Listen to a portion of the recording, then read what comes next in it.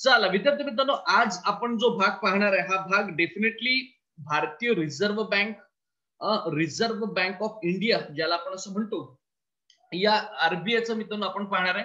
आणि आरबीआय मध्ये लक्षात घ्या, भाग 2 क्लिअर आहे. भाग 1 मध्ये जे आपण जे आरबीआयची बेसिक रचना, आरबीआयचं मित्रांनो कार्य क्लिअर आहे का, त्याच्यानंतर आरबीआयचं जी की ऑफिस वगैरे आहे, ठीक आहे.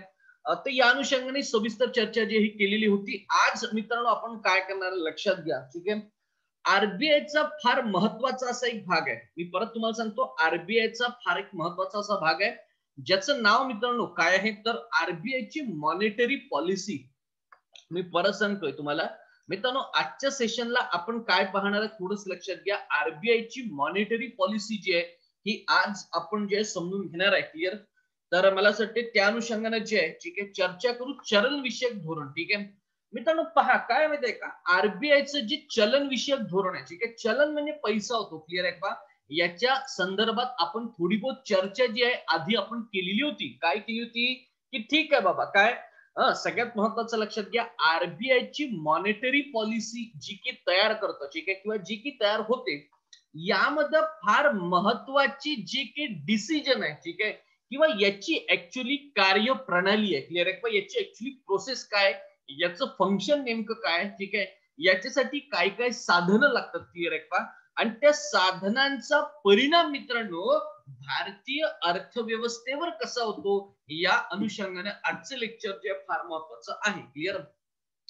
मग आता पाहू काय होते, तर ठीक आहे, आरबीआयची जी मॉनिटरी पॉलिसी मित्रांनो तुमच्या समोर ठेवलेली आहे, या मॉनिटरी पॉलिसी मध्ये सगळ्यात महत्वाचं जर तुम्ही पाहाल तर 4 सेक्शन तुमच्या समोर दिसत आहे. या सेक्शन मध्ये काय लिहिण्यात आलं आहे, तर ते जे पटाकन थोडस लक्षात घ्या. मॉनिटरी पॉलिसी मध्ये मित्रांनो सगळ्यात महत्वाचं, ठीक आहे, आता तुम्ही म्हणाल सर याला मॉनिटरी पॉलिसीच म्हणतात का, ठीक आहे, तर लक्षात घ्या सगळ्यात महत्वाचं मित्रांनो, याला आरबीआयचं कार्य, मी काय म्हणतोय परत लक्षात घ्या, ठीक आहे, आरबीआयचं वर्क, क्लिअर आहे का, असं देखील आपण म्हणू शकतो. आरबीआयची काय काम आहे ते देखील मित्रांनो काय असं देखील याला म्हणू शकतो, जे हे आपण जे आहे काय करते म्हणू शकतो, ठीक आहे. मग आता पाहू त्या अनुषंगाने पटापट समजून घेऊ, ठीक आहे. पहा, एक नंबर आहे विविध दरांची आखणी व अर्थव्यवस्थेचं नियंत्रण करणे. मॉनिटरी पॉलिसी मध्ये मित्रांनो लक्षात घ्या, सगळ्यात महत्वाची कन्सेप्ट काय आहे, तर त्यांनी असं सांगितलंय की विविध जे दर आहे, क्लिअर आहे, विविध जे रेट आहे, ठीक आहे. मग आता हे रेट आजच्या लेक्चरला हे रेट देखील मित्रांनो सविस्तर तुम्हाला समजून जे आहे तुम्हाला देणार आहे, क्लिअर. मग आता याच्यामध्ये काय होतं थोडंसं लक्षात घ्या, क्लिअर आहे का, हे जे रेट आहे, ठीक आहे, आणि या रेटद्वारे जे अर्थव्यवस्थेचं नियंत्रण मित्रांनो आपल्याला ठेवायचं आहे, तर मॉनिटरी पॉलिसी मध्ये सगळ्यात महत्वाचा हा एक पहिला भाग जो मित्रांनो येतो, ठीक आहे, की या रेटचं मित्रांनो काय कमी जास्त करणे, ठीक आहे, किंवा दर 3 महिन्यांनी, क्लिअर आहे का, साधारणतः 3 महिन्यांनी काय करणे, एक त्याचा आढावा घेणे, क्लिअर, आणि भारतीय अर्थव्यवस्था मित्रांनो काय एक चांगल्या दिशेने वाटचाल करेल अशा पद्धतीने प्रयत्न करणे, ठीक आहे. मी तुम्हाला परत सांगतो, हे विविध रेट जे मी तुम्हाला आजच समोर जे आहे तुम्हाला शिकवणार आहे. मित्रांनो क्रमांक 2 वर जर तुम्ही पाहाल तर तो असं म्हणतोय आर्थिक स्थिरता प्राप्त करून घेणे, ठीक आहे. मित्रांनो नेहमी लक्षात घ्या, कुठल्याही अर्थव्यवस्थेमध्ये अप्स अँड डाऊन असतात का मित्रांनो, लक्षात घ्या, अर्थव्यवस्थेमध्ये अप्स अँड डाऊन असतात, ठीक आहे, पण बरेच वेळा अर्थव्यवस्था फक्त डाऊन्सच होईल का, ती डबघाईला जाईल का, क्लिअर आहे का, किंवा ती बॅलन्स राहील, ठीक आहे, यासाठी प्रयत्न करत असताना मित्रांनो जे आहे काय म्हणजे साधं सरळ सोपं लक्षात आहे की अर्थव्यवस्थेचं क्लिअर एक स्थिरत्व प्राप्त करून घेणे, ठीक आहे. मग आता याच्यासाठी काही वेगवेगळ्या योजना आखाव्या लागतात का, कन्सेप्ट कळत का, उदाहरणार्थ सांगतो. लॉकडाऊन मध्ये मोठ्या प्रमाणात मित्रांनो काय झालंय, आपली अर्थव्यवस्था डबघाईस आली, ठीक आहे.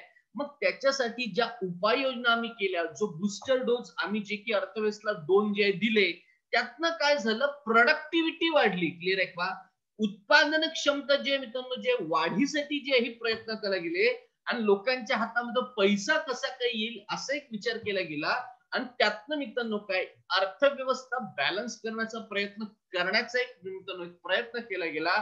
पण तो देखील मी काय म्हणतो लक्षात घ्या, पुरेसा होता का मित्रांनो, तो देखील प्रयत्न पुरेसा नव्हता, ठीक आहे.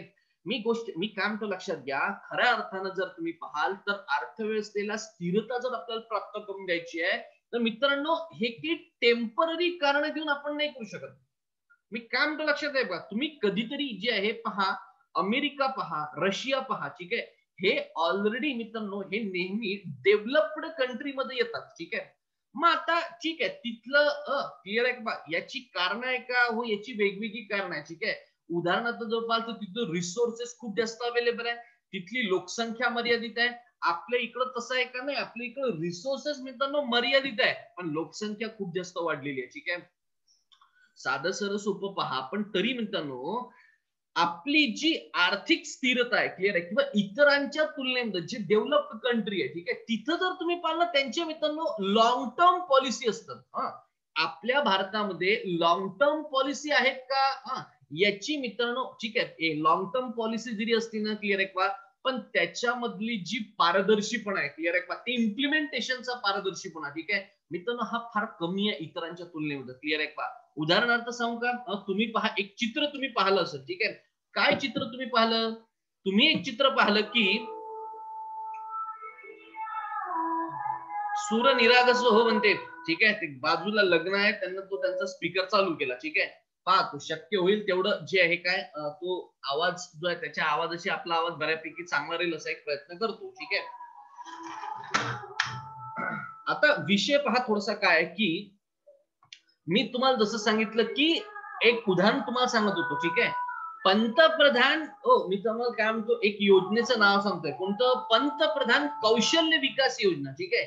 या योजनेचं तुम्हाला नाव माहिती आहे का.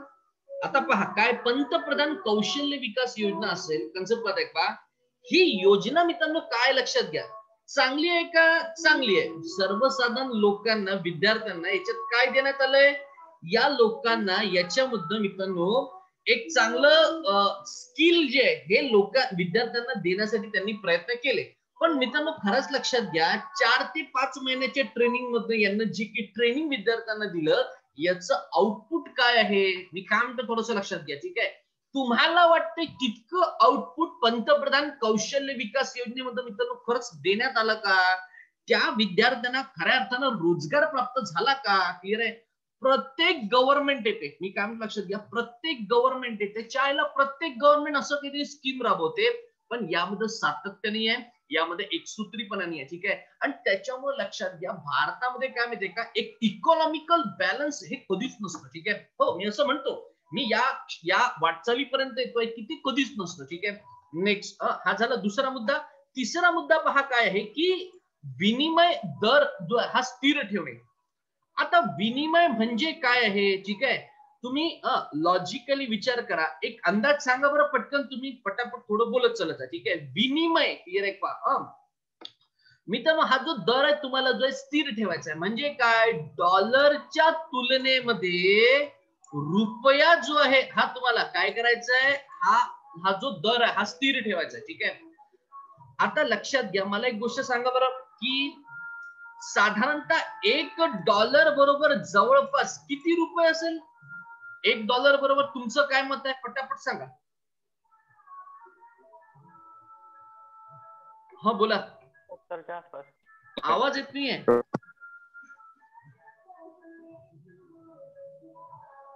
भावा मोठ्याने बोल ना, थोडा आवाज येत नाहीये. 60-70च्या रेंज. ऋषिकेश म्हणतो 70 आहे म्हणतो, सुभाष म्हणतो नियर बाय 70 आहे म्हणतात, वैष्णवी काय म्हणते 60-70च्या रेंज मध्ये. 60-70च्या रेंज मध्ये, ठीक आहे. हो, संध्याकाळच्या लेक्चरले बरेच लोक अब्सेंट राहून आले रे बा, काय करणार तर माहित नाही, ठीक आहे, हरकत नाही. थोडस अब्सेंट जे प्रेझेंट राहत चला, क्लिअर आहे. जे त्याला काय म्हणतील, जे आहे ते कमीत कमी जे ना थोडस रेग्युलर राहत चला, ठीक आहे. नेहा म्हणते 73 आहे म्हणते, मोहित म्हणते 73 आहे म्हणते, अजून कोणतरी म्हणते 72-73च्या रेंज मध्ये, ठीक आहे. चालन एक ऍव्हरेज आपण घेऊ, मी काय म्हणतो या तुमच्या लोकांचं एक ऍव्हरेज असं घेऊ की $1 बरोबर काय आहे, अरे झालं रे आता, ठीक आहे. चला, स्नेहल म्हणते 76 आहे म्हणते, ठीक आहे. मी काय म्हणतो एक ऍव्हरेज घेतो, काय $1 बरोबर जे ना मित्रांनो 70 रुपये मी ऍव्हरेज घेतले, ठीक आहे. आता तुम्ही पहा, तुम्ही पेपर मध्ये जर पाहाल तर एक लहानसं मित्रांनो काय येतं माहितीये का, एक लहानशी नोट येते काय की भारतीय रुपया घसरला. आता चायला मला प्रश्न पडला, भारतीय रुपया घसरला म्हणजे तो का तिथं का पाणी होतं तो स्लिप झाला आणि त्याच्यावर तो का घसरला की काय झालं, जायला काय झालं. ठीक आहे, लक्षात घ्या, साधं लॉजिकल लक्षात घ्या. $1 बरोबर मित्रांनो 70 रुपये. ठीक आहे, तर लक्षात घ्या तो बॅलन्स राहणे त्याचा जो दर आहे, विनिमयाचा जो दर आहे, हे विनिमय डॉलरची तुलना करतो आपण. हा जो दर आहे हा मित्रांनो स्थिर ठेवणे. ठीक आहे, आता तो किती स्थिर ठेवणे, मी एक मिनिट दरवाजा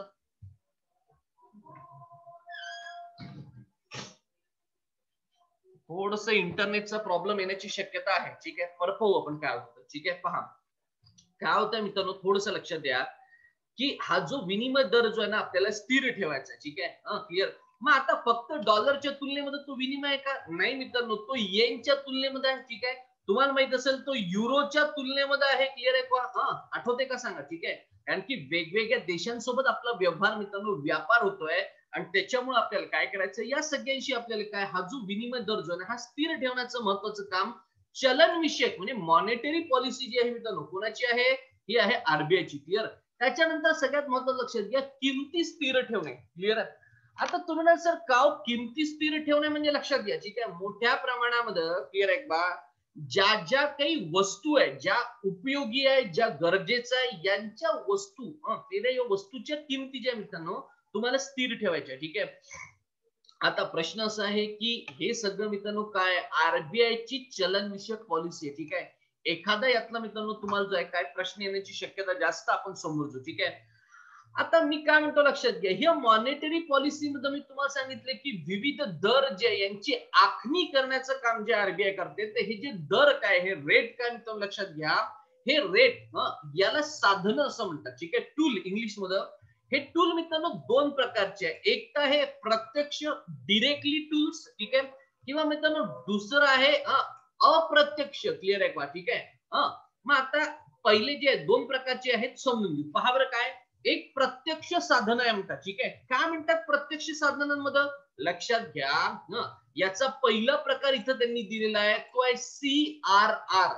आम्ही बरेच वेळा जे आहे आरबीआय चे रेट, जर तुम्ही काही लोक बँकिंगची तयारी करत असाल, ऍग्री बँकिंगची तयारी करत असाल, तर तिथं तुम्हाला विचारतात. ठीक आहे, पहा CRR cash reserve ratio. Clear आहे का, याला मराठीमध्ये मित्रांनो पहा काय म्हणतात, रोख राखीव प्रमाण असं म्हणतात. ठीक आहे, इतकं डिटेल तुम्हाला पेपरला येत नाही, तरी मी शिकवण्याचं काम आपलं जे करतोय. ठीक आहे, पहा मित्रांनो हा CRR आरबीआय डिसाइड करते. मी काम तर लक्षात येतं. ठीक आहे, पहिले थिअरी मग प्रॅक्टिकल समजून घेऊ. ठीक आहे, पहा बँकांना ज्या वेगवेगळ्या बँका आहेत. ठीक आहे, एसबीआय, ऍक्सिस बँक, एचडीएफसी, त्यांच्या निव्वळ मागणी व मुदत ठेवींपैकी, मी काय म्हणतो लक्षात घ्या, त्यांची निव्वळ मागणी क्लिअर आहे का आणि मुदत ठेवींपैकी क्लिअर आहे का, ज्या प्रमाणात आरबीआय कडे ठेवी ठेवाव्या लागतात, त्याला मित्रांनो काय म्हणतात, त्याला त्या प्रमाणाला CRR असं म्हणतात. याला रोख राखीव प्रमाण असं म्हणतात. आणि आरबीआय कुठलेही व्याज मित्रांनो जे आहे काय याच्यावर देत नाही. क्लिअर आहे, कन्सेप्ट कळत आहे का. ठीक आहे, ऍक्च्युअली बँकांसाठी मी काय म्हणतो थोडस लक्षात घ्या. ठीक आहे, आता कन्सेप्ट लक्षात घ्या, मला काय म्हणायचं. ठीक आहे, पहिले पहा काय, एक मित्रांनो बँक आहे. ठीक आहे, इथं तुम्हाला दिलाय. ठीक आहे, ही बँक काय आहे, एसबीआय, तो मी काय म्हणतो लक्षात घ्या. ठीक आहे, उदाहरणार्थ एचडीएफसी आहे. क्लिअर आहे का. ठीक आहे, मी तुम्हाला पहा काय सांगतो. ठीक आहे, याच्या अनुषंगाने वेगवेगळ्या बँका आहेत मित्रांनो. ठीक आहे, या ज्या बँका आहे यांना त्यांच्या काय मुदत ठेवी एफडी, बरोबर आहे का. आता एफडी मला सांगा, फिक्स डिपॉझिट तुम्हाला काय माहित नाही आहे का, तुमचे असेल, तुमच्या आई वडिलांचे असेल, वेगवेगळ्या बँकांमध्ये एफडी आपण काढून ठेवलेला असतो. ठीक आहे मित्रांनो, पहा अशा एफडी क्लिअर आहे का किंवा निव्वळ मागणी क्लिअर आहे का. ठीक आहे, या अनुषंगानं काही मित्रांनो काय काही प्रमाणामध्ये क्लिअर आहे का. ठीक आहे मित्रांनो, काहीतरी जे आहे ना हे तुम्हाला कुठं द्यावी लागते, आरबीआय कडं कंपल्सरी द्यावी लागते. मी शब्दप्रयोग पहा काय केलाय, कंपल्सरी द्यावी लागते. ठीक आहे, मग आता प्रश्न आहे, आपण उदाहरणार्थ घेऊ, याचं प्रमाण किती आहे पहा. बँकांकडे 100 रुपये आहे, 100 शिकवायला इज्जत म्हणून 100 घेतले. ठीक आहे, मित्रांनो लक्षात घ्या, बँकांकडे मित्रांनो किती 100% काय आहे, त्यांचं निव्वळ मागणी आहे, मुदत ठेवी आहे, त्यांचा व्यापार क्लिअर आहे बँकांचा म्हणतो. ठीक आहे, या 100% मित्रांनो कमीत कमी 3%, किती 3% जे काही आहे हे मित्रांनो आरबीआय कडे जमा करावं लागतं कॅश मध्ये. कन्सेप्ट कळत आहे का? रोख राखीव प्रमाण. ठीक आहे, कॅश रिझर्व रेशो. क्लिअर आहे मित्रांनो, लक्षात घ्या, सीआरआर म्हणजे साधं सरळ सोपं. ठीक आहे, बँका आहे, ठीक आहे, वेगवेगळ्या बँका, सर्व बँका क्लिअर आहे का, यांना त्यांच्या उत्पन्नापैकी असं जरी म्हटलं तरी आपण चालतं, एफडीच्या स्वरूपात असो, निव्वळ मागणी असो, यापैकी काहीतरी रक्कम म्हणजे 3% रक्कम, आत्ताचा रेट 3% आहे. मी काय म्हणतो लेक्चर, तुम्ही पहा, तुम्ही थोडस टॅली करून पहा, आरबीआयच्या वेबसाईटवर तुम्ही जा.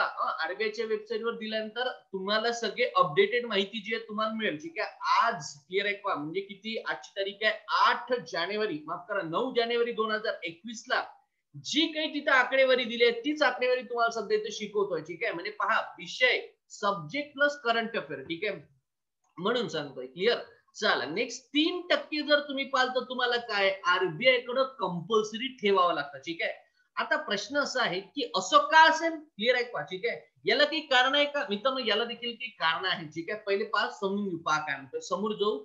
सीआरआर वाढवल्यास पतनिर्मिती कमी होते. मित्रांनो पहा काय म्हणालं, बँका त्यांच्याकडले आहेत त्या 100% पैकी 3% जर मित्रांनो आरबीआय कडे जर देत असेल तर बँकांचं सगळ्यात महत्वाचं काम काय रे, तर बँकांचं सगळ्यात महत्वाचं काम आहे पत निर्मिती करणे, म्हणजे काय करणे, पैसा जनरेट करणे. ठीक आहे, कन्सेप्ट कळत आहे का, हे पत निर्मिती मित्रांनो कमी होते. क्लिअर आहे का. ठीक आहे, दुसरं त्याचप्रमाणे बँकांची कर्ज क्षमता कमी होते. आता लक्षात घ्या ना, आता आपण तर एकच रेट पाहतो, याच्या पलीकडे रेट आहे का, याच्या पलीकडे भरपूर रेट आहे. ठीक आहे, कन्सेप्ट कळत आहे का, पण मित्रांनो थोडस लक्षात घ्या, मी काय म्हणतोय, जर या सीआरआर क्लिअर आहे का, आपण काय केला, कन्सेप्ट कळत आहे का, जसं जसं जेवढा वाढवला, बँकांकडे पैसा नाही, पैसा जो आहे ना मित्रांनो हा कमी होतो. कशासाठी, बँकांची काय काम आहे, बँकांचे मित्रांनो कर्ज देण्याचं काम आहे, बरोबर आहे का. ठीक आहे, ते ही कर्ज देण्याची क्षमता कमी होते. ठीक आहे, नेक्स्ट, सीआरआर टप्प्याटप्प्याने कमी करावा अशी शिफारस नरसिंह एक समितीने मित्रांनो केलेली होती. क्लिअर, चला तर सीआरआर जे तुम्हाला कळलं असेल तर मलासाठी पटाकन आपण थोडस समोर घेऊ. ठीक आहे, याच सारखा दुसरा रेट आहे, पहा कोणता आहे, SLR. ठीक आहे, स्टॅट्युटरी लिक्विडिटी रेशो. कोणता आहे रे, स्टॅट्युटरी लिक्विडिटी रेशो. याला काय म्हणतात मराठीमध्ये, वैधानिक तरलता प्रमाण. काय म्हणतात, वैधानिक तरलता प्रमाण. ठीक आहे, पहा, बँक क्लिअर आहे का, सोने, गोल्ड, एफडी, त्याच्यानंतर वेगवेगळ्या ठेवी, वेगवेगळ्या स्वरूपामध्ये असतात. ठीक आहे, इत्यादी विशिष्ट स्वरूपातील रक्कम स्वतः जवळच ठेवावी लागते, त्यास वैधानिक तरलता प्रमाण असं म्हणतात. आधीच्या याच्यात काय पाहिलं होतं, सीआरआरच्या याच्यात मित्रांनो, सीआरआर मध्ये आपण लक्षात घ्या काय पाहिलेलं आहे, बँका त्यांच्याकडला जो एफडी आहे, त्यांच्याकडल्या ज्या निव्वळ मागणी आहे, ही मित्रांनो आरबीआय कडे ठेवतात.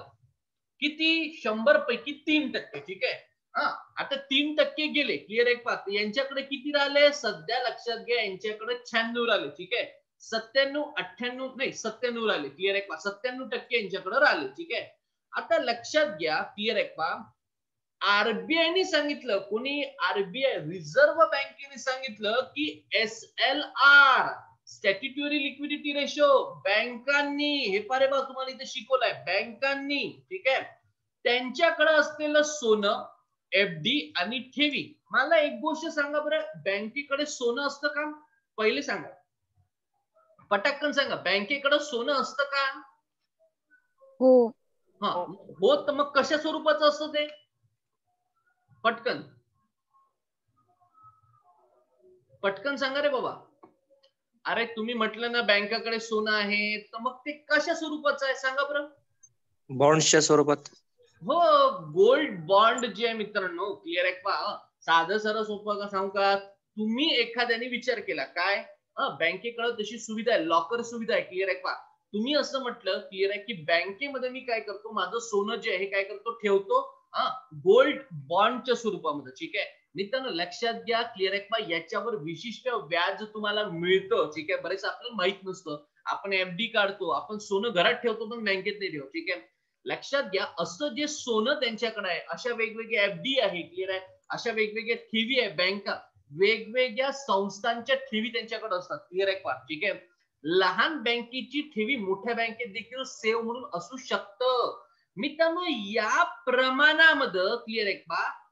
बँकेला म्हणजे एसबीआय घेतली आपण, एसबीआय बँकेला त्यांच्या जवळच म्हणजे कोणाजवळ? स्वतः जवळ. कन्सेप्ट कळत आहे? स्वतः जवळ काय 18% या प्रमाणामध्ये, सध्याचा 18% रेट आहे एसएलआरचा, 18% या प्रमाणामध्ये मित्रांनो स्वतः जवळच काय ठेवावी लागते? हे सोनं एफडी ठेवी ज्या या कंपल्सरी ठेवाव्या लागतात.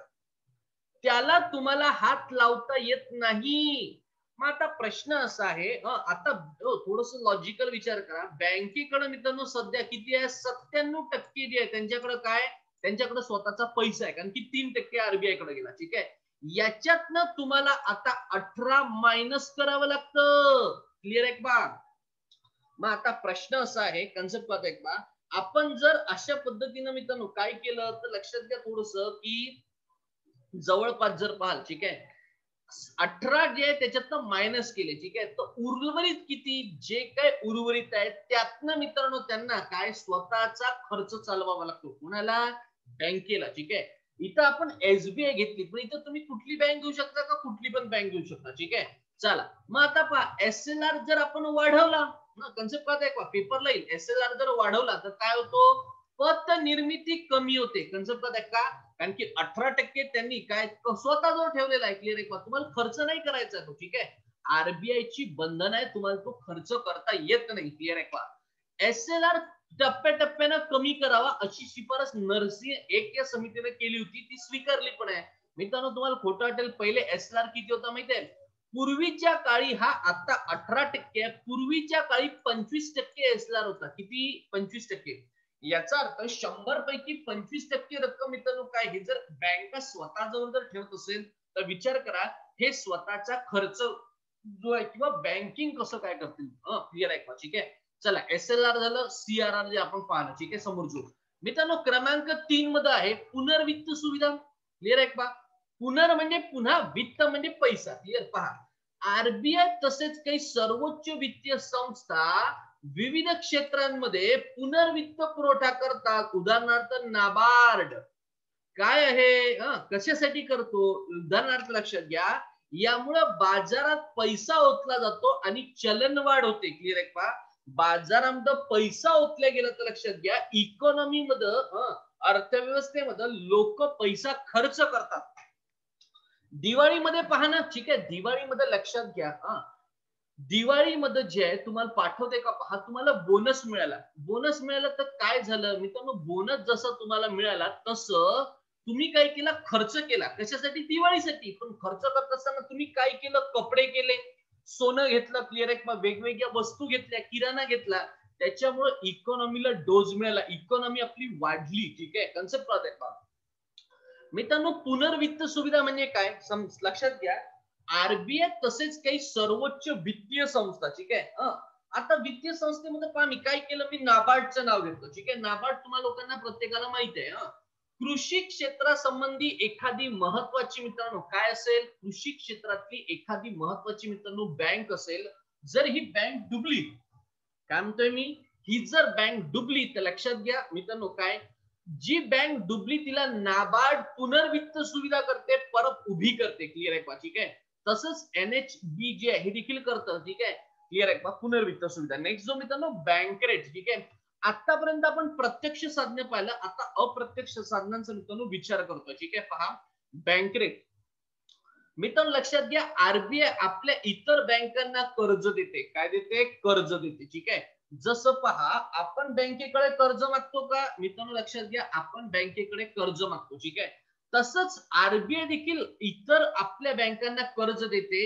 इतर बँका अशा वेळी हुंड्या, विनिमय पत्र आरबीआयला विकतात किंवा त्यांचा पुनर्वटाव करून घेतात. या व्यवहाराला आरबीआयला जे व्याज द्यावे लागते त्याला मित्रांनो जे काय बँक रेट असं जे तुम्हाला म्हणतात. ठीक आहे, मग आता तुम्हाला असं इथं हुंड्या दिलेल्या आहे. हुंड्या म्हणजे काय? एक कन्स्ट्रक्शन तुम्हाला दिलेलं आहे. ठीक आहे, पहा साधं सरळ सोपं आहे. काय? ग्रीन बँक नावाची एक ग्रीन बँक आहे, यांनी 90 लाख रुपये आरबीआय कडनं घेतले. क्लिअर आहे का? तर बँक रेट जो आहे किती आहे? 10% आहे. क्लिअर आहे का? ठीक आहे. मग 90 लाखाचे 10% म्हणजे किती झाले? 9 लाख रुपये मित्रांनो झाले. ठीक आहे. 9 लाख रुपये व्याज भरावं लागेल. क्लिअर आहे? म्हणजे ग्रीन बँकेकडे क्लिअर आहे का 99 लाख रुपयाचं दर्शनी मूल्य, थोडस समजायला जे कठीण आहे, फेस व्हॅल्यू आपण असं म्हणतो. क्लिअर आहे मित्रांनो? लक्षात घ्या, दर्शनी मूल्य असलेला राम मिल्सचा एक वाणिज्य पत्र आहे. ठीक आहे, क्लिअर आहे का? एक इकॉनॉमिकल पेपर आहे. कोणाचा आहे तो राम मिल्स या नावाने मित्रांनो लक्षात घ्या. 99 लाखाचा एक काय आहे? एक बॉन्ड आहे मित्रांनो. हा जो बॉन्ड आहे ना, क्लिअर आहे का? हा बॉन्ड जो आहे हा काय कन्सेप्ट आहे का? हे कोणाकडे आहे? त्या ग्रीन बँकेकडे आहे, ज्याची फेस व्हॅल्यू जी आहे मित्रांनो काय? 99 लाख रुपये. ठीक आहे, क्लिअर आहे का? आता ग्रीन बँकेने हे वाणिज्य पत्र मित्रांनो काय 90 लाखाला जे आरबीआय ला विकलं. कितीला? 90 लाखाला विकलं. क्लिअर आहे का? ठीक आहे मित्रांनो, लक्षात घ्या, साधं सरळ सोपं, एका विशिष्ट मुदतीनंतर ठीक आहे आरबीआय एका मुदतीनंतर राम मिल्स जो आहे याच्याकडनं मित्रांनो काय एक 99 लाख रुपये जे हे काय करणार आहे? वसूल करणार आहे. कन्सेप्ट आहे का? ठीक आहे. साधारणतः हुंड्या नावाचा जो कन्सेप्ट आहे ना, याची एक लहानशी प्रोसेस आहे. ठीक आहे, इतकं नाही म्हटलं तरी भानगडीत वगैरे पडू नका हुंड्यांच्या वगैरे. ठीक आहे, साधं लक्षात घ्या, वेगवेगळे बँकांकडे वेगवेगळ्या हुंड्या असतात. क्लिअर आहे का? वेगवेगळे विनिमय पत्र असतात. त्याला काय म्हणतील? फायनान्शियल की पेपर असतात. ठीक आहे, हे ते आरबीआय ला विकतात. साधं लक्षात घ्या. ठीक आहे, कन्सेप्ट काय पहा, एसबीआय नावाची एक बँक आहे. ठीक आहे, ही काय करते? आरबीआय ला काय करते? लक्षात घ्या, त्यांच्याकडे असलेली वेगवेगळे हुंडे विनिमय पत्र ठीक आहे यांच्याकडे एक बॉन्ड आहे. आपण उदाहरणार्थ घेऊ बॉन्ड. ठीक आहे, लक्षात घ्या, तो 90 लाखाचा बॉन्ड आहे. क्लिअर आहे का? हा बॉन्ड कोणाला विकते? आरबीआय ला विकते. ठीक आहे, आरबीआय काय करते? यांना 90 लाख रुपये देते. क्लिअर आहे, पण लक्षात घ्या, आरबीआयने कर्ज दिलं कोणाला? आपल्या एसबीआय ला. क्लिअर आहे का? मग अशा परिस्थितीमध्ये एसबीआय काय करते? लक्षात घ्या, एसबीआय मित्रांनो यांना 10% रेट किती आहे सध्या? बँक रेट तो 10%. ठीक आहे, मग एसबीआय साधं सरळ सोपं ही जी आपल्या इथं बॉन्ड आहे जो मित्रांनो किती 90 लाखाला विकला होता आरबीआय ला, हा बॉन्ड सोडून घेते. क्लिअर आहे का? पुनर्वटाव करते, तो आपल्याकडे घेते, पण आरबीआय त्याच्यावर व्याज घेते. किती? 10%. ठीक आहे, तर लक्षात घ्या 99 लाख रुपये जे आहे काय आरबीआय ला रिटर्न करतं. कोण? एसबीआय रिटर्न करतं. आणि मित्रांनो लक्षात घ्या, क्लिअर आहे का? हा आपला जो बॉन्ड आहे हा सोडून घेतो. ठीक आहे, अशाच पद्धतीनं हुंडे आहे. क्लिअर आहे, तर बँक रेट जो याला बँक रेट आपण असं म्हणतो. नेक्स्ट पहा, क्रमांक 2 वर आहे मित्रांनो सोपा रेपो रेट. तुम्हाला फक्त रेट विचारला जाईल, याची प्रोसेस याची तुम्हाला काय डेफिनेटली मित्रांनो विचारला जाणार. ठीक आहे, पहा, रेपो म्हणजे रिपर्चेस ऑब्लिगेशन. ठीक आहे, रिपर्चेस म्हणजे काय? मी कोणाला तरी एकाला विकलं. ठीक आहे, त्यांनी ते दुसऱ्याला विकलं. क्लिअर आहे का? ठीक आहे, तर मी त्या दुसऱ्याकडनं काय करू? तो जो माझा कागद आहे ठीक आहे तो घेऊन घेईल. ठीक आहे, नाही कळलं असेल तर पहा. ठीक आहे मित्रांनो, रिपर्चेस म्हणजे पुनर्खरेदीचा करार. कोणता? पुनर्खरेदी. एकदा एक वस्तू मी खरेदी केली. क्लिअर आहे का? तीच वस्तू दुसरा कोणीतरी खरेदी करतो, याला पुनर्खरेदी असं म्हणतात. बँका या आरबीआय कडनं बँक रेटनी कर्ज घेतात.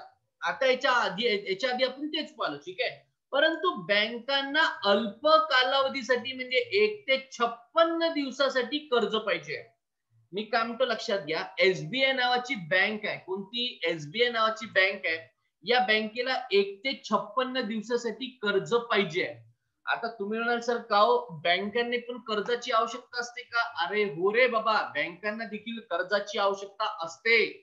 आपल्याला जसं कर्जाची आवश्यकता आहे तसंच बँकांना देखील कर्ज हवं असतं. ते 1 ते 56 या इतक्या अल्प मुदतीसाठी मित्रांनो त्यांना मिळतं. कोणाकडनं? आरबीआय कडनं मिळतं. मग आता लक्षात घ्या, काय साधं सरळ सोपं लक्षात घ्या, कन्सेप्ट तो काय म्हणतो? त्यांच्या जवळील असलेली सरकारी कर्ज रोखे आरबीआय ला विकून पैसा उभा करतात. उदाहरणार्थ लक्षात येत आहे का? पहा, जर मला आरबीआय कडनं पैसा पाहिजे, कर्ज पाहिजे, ठीक आहे, तर माझ्याकडं त्या कर्जाच्या रकमे इतकं जे आहे काहीतरी जे आहे मित्रांनो काय गहाण ठेवावं लागेल की नाही. उदाहरणार्थ लक्षात घ्या, ठीक आहे, मला मित्रांनो जे हे काय पाहिजे, मला कर्ज पाहिजे किती 25 लाख रुपये. हो मी काय म्हणतो लक्षात घ्या, 25 लाख रुपये मला कर्ज पाहिजे, ठीक आहे. मग मी काय करतो, मी बँकेकडे गेलो, बँक काय म्हणतो तुमच्याकडे तारण म्हणून काही आहे का, क्लिअर आहे का.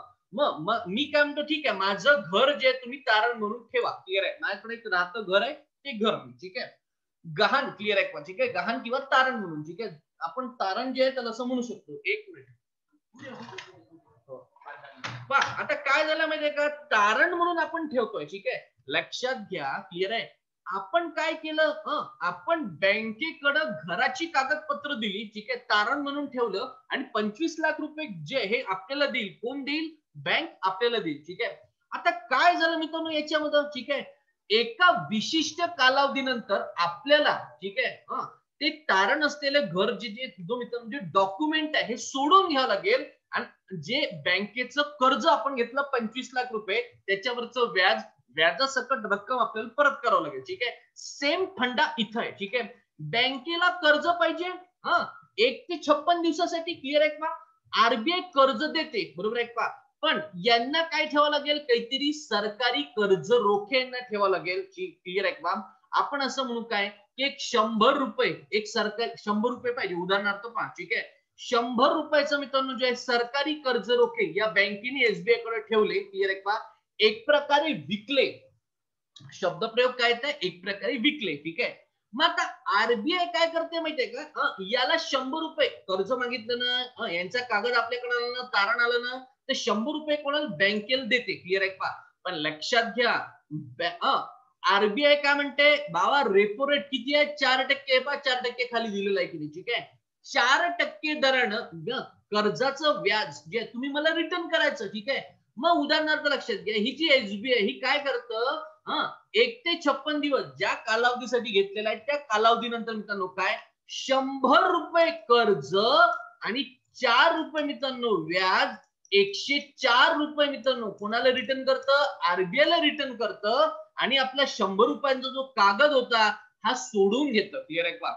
खरेदी करणे, पुनर्खरेदी करणे, ठीक आहे, क्लिअर आहे का, ठीक आहे. साधं सरळ सोपं लक्षात घ्या, क्लिअर आहे, याला रेपो असं म्हणतात. काय म्हणतात, रेपो असं म्हणतात, ठीक आहे. समोर जो जसं रेपो आहे तसंच मित्रांनो लक्षात घ्या रिव्हर्स रेपो आहे. काय आहे, रिव्हर्स रेपो, ठीक आहे. बँका आरबीआय ला अल्प कालावधीसाठी कर्ज देतात. याच्या आधी रेपो मध्ये काय होतं लक्षात घ्या, बँक कर्ज हवं होतं बँकेला, क्लिअर आहे का, ते कोणाकडनं घेत होती, आरबीआय कडनं घेत होती. आता इथं उलट आहे, काय बँका आरबीआय ला अल्प कालावधीसाठी कर्ज देतात. म्हणजे आता कर्ज मागत कोण आहे, आरबीआय जे हे कर्ज मागत आहे, आरबीआय ला कर्ज हवं आहे. आता तुम्हाला सर का हे तर साला लच झालं, आरबीआय ला पण कर्ज पाहिजे असते का, अरे ही पॉलिसी आहे, याला मॉनिटरी पॉलिसी असं म्हणतात, ठीक आहे. याच्यामुळे मित्रांनो पैशाचा फ्लो जो आहे ना हा टिकून राहतो, क्लिअर आहे का, ठीक आहे. तो अनावश्यक ठिकाणी खर्च नाही होत, क्लिअर आहे का. पहा मग आता आरबीआय काय म्हणते, त्यांच्याकडे असलेली सरकारी कर्ज रोखे बॉन्ड, क्लिअर आहे का, ही कोणाकडे देते, बँकांकडे देते. कन्सेप्ट कळतंय का, ठीक आहे. मग आता आपण लावू 100 रुपयाचा बॉन्ड होता, किती 100 रुपयाचा बॉन्ड होता, ठीक आहे. बँक काय म्हणते, मी तुम्हाला कर्ज देऊन आलो आणि सध्या रिव्हर्स रेपो रेट किती आहे, 3.25% आहे. याचा अर्थ 3.25% ना तुम्ही काय करायचंय, मला व्याज द्यायचंय. मग आरबीआय, क्लिअर आहे का, 100 रुपयाचा बॉन्ड त्यांनी विकला होता, क्लिअर आहे, कोणाला, बँकेला दिला होता. आता विशिष्ट कालावधीसाठी आरबीआयनं पैसा वापरला, क्लिअर आहे, 100 रुपये वापरले आणि त्याच्या बदल्यात किती 103.25 रुपये 103.25 रुपये काय या बँकेला रिटर्न केले, क्लिअर आहे का, ठीक आहे. याला काय म्हणतात, रिव्हर्स रेपो म्हणतात. कन्सेप्ट कळतंय का, ठीक आहे. मित्रांनो साधं सरळ सोपं हे कशासाठी आहे, बॅलन्स इकॉनॉमिक्सचं अर्थव्यवस्थेचं बॅलन्स साठी आहे, ठीक आहे, क्लिअर आहे का. आणि आता इथं लक्षात घ्या, काय आधी जर तुम्ही तुम्ही पुस्तक वाचताना पहा, काय रिव्हर्स रेपो दर हा पूर्वीच्या दरापेक्षा 1% कमी असायचा, मात्र आता ती अट काढून ठेवण्यात आली आहे, ठीक आहे. म्हणजे लक्षात घ्या, रिव्हर्स रेपो जर 4 असेल, माफ करा, रेपो रेट जर 4 असेल तर रिव्हर्स रेपो रेट 3% होता. असं आधी होतं, आता मित्रांनो तसं नाहीये. ठीक आहे, चला रिव्हर्स रेपो रेट झाला. नेक्स्ट MSF सुविधा आहे. कोणती? Marginal standing facility. कोणती अरे? Marginal standing facility. सीमांतिक राखीव सुविधा. कोणती सुविधा? सीमांतिक. क्लिअर आहे का? ठीक आहे, ही कशासाठी आहे पहिले पहा. अनुसूचित बँकांसाठी आरबीआयनं 2011 मध्ये ही सुविधा जाहीर केली. बँकांना त्यांच्या दैनंदिन कामासाठी तरलतेसाठी म्हणजे काय? त्यांच्याकडे पैशाचा जो प्रवाह आहे त्याच्यासाठी जर त्यामध्ये कमतरता असल्यास एकूण ठेवींच्या 1% रक्कम एका दिवसासाठी वापरता येते. याला MSF असं म्हणतात. यासाठी संबंधित बँकांना आरबीआयला 4.25% व्याज द्यावे लागते. नाही कळलं का? साधं सरळ सोपं सांगतो. ठीक आहे, पहा आपली SBI बँक आहे. ठीक आहे, SBI बँक आहे. क्लिअर? हिला काय माहितीये का? लक्षात घ्या, हिच्या रेग्युलर कामासाठी, ठीक आहे, क्लिअर आहे का? एका दिवसासाठी काय पाहिजे? फक्त एका दिवसासाठी काय आपण असं म्हटलं 100 रुपये जे आहे याला एका दिवसासाठी जे ही हवे. ठीक आहे, एक्स्ट्रा हवे. क्लिअर आहे का? तर आरबीआय काय म्हणते? क्लिअर आहे का? बँकांना त्यांच्या कामासाठी तरलतेसाठी कमतरता असल्यास एकूण ठेवींच्या यांनी स्वतःकडे 18% ठेवी स्वतःसाठी ठेवलेल्या होत्या. मी काय म्हणतो लक्षात घ्या, 18% जे याच्यासाठी स्वतःसाठी ठेवल्या होत्या. मित्रांनो आपण याला SLR असं म्हटलं होतं. स्टँडिंग क्लिअर आहे का? SLR क्लिअर आहे काय? Statutory liquidity ratio. ठीक आहे, 18% ठेवला होता. यातली 1% रक्कम जो आहे एका दिवसासाठी खर्च करता येते. बरोबर आहे का? असं आरबीआय म्हणते. ठीक आहे, कारण की त्यांच्याकडे पैशाची तरलता कमी आहे. मग आता ठीक आहे, आरबीआय काय म्हणते? तुम्ही असा पराक्रम जर करत असाल तर पहिले आम्हाला सांगा आणि त्याचं व्याज देखील आम्हाला द्या. सध्या 4.25% इतकं व्याज द्यावं लागतं. क्लिअर आहे का? ठीक आहे, तर अशा पद्धतीने मित्रांनो काय आरबीआय क्लिअर आहे का? आणि तिची सगळ्यात महत्वाचं आपण काय पाहिले? विविध दर जे आहे आजच्या लेक्चरला आपण पाहिले. तुम्हाला जर प्रॉब्लेम असेल तर तुम्ही विचारा पटाकन. इथं आरबीआय संपतं. पुस्तकामध्ये भरपूर दिलेलं आहे. ठीक आहे, क्लिअर आहे का? भरपूर दिलेलं आहे. चला, कोणाला काही विचारायचं असेल? म्हणजे काय सर? काय म्हणता?